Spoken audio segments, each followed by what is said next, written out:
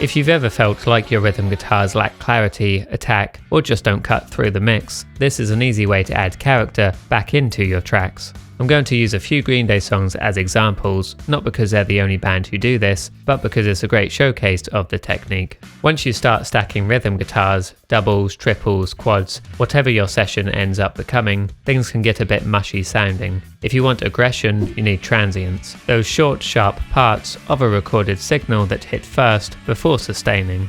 But every time you run a DI through an amp, you're compressing those transients more and more, and once added up, they can slowly start to disappear under the wall of sound. So let's listen to the guitar stem from Green Day's Jesus of Suburbia and see if you can catch what's being added.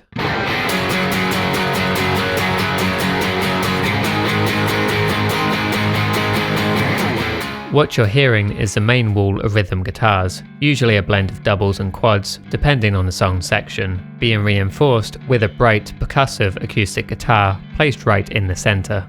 Why does this matter? Because it's an acoustic instrument, it naturally sounds percussive and dynamic. It isn't going through an amp, so its transients aren't being squashed in the same way. It's likely being compressed in the mix, but this is still quite different in sound compared to what happens to a guitar through an amp. That means it can add back the attack and definition the electric layers have lost. You're not listening for its tone, you're listening for that scratchy, percussive edge tucked underneath the mix.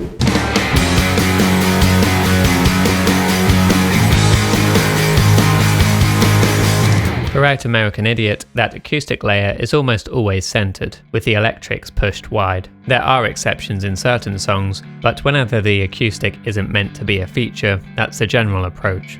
So how do you use this yourself? Here I've got a pair of hard-panned rhythm guitars, both playing the same part. All I'm going to do now is record that exact part again, but this time on my acoustic.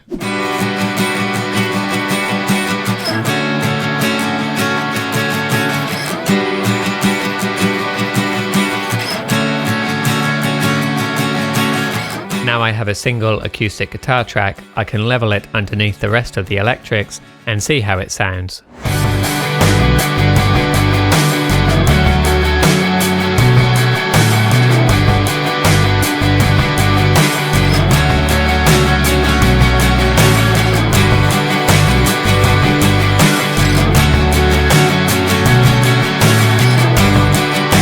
From here, you can then choose to process this even more and make it sit in the mix exactly how you want. But I'll leave that up to you, as the best way to process this will be dependent on your own situation. This isn't the only way you can use an acoustic guitar either. In their song Pop Rocks and Coke, the acoustic takes on a different role than what was shown on American Idiot, where it is being used for the tone of the guitar, along with its more percussive nature.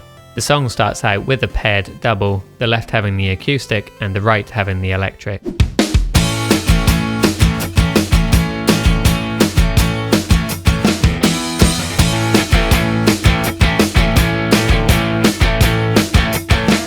This is really just a variation on the traditional double tracking method, and by pairing two contrasting sounds together, it allows a new way of adding some tonal variation at the start of the song.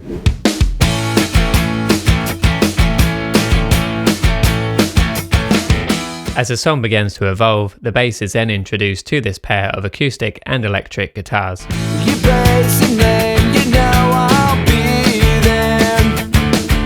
And then finally, once the full band and weight of the mix kicks in, the acoustic guitar is replaced by an additional electric. This is a great example of evolving the sound of a song purely through tracking and arrangement decisions. You know I'll be there.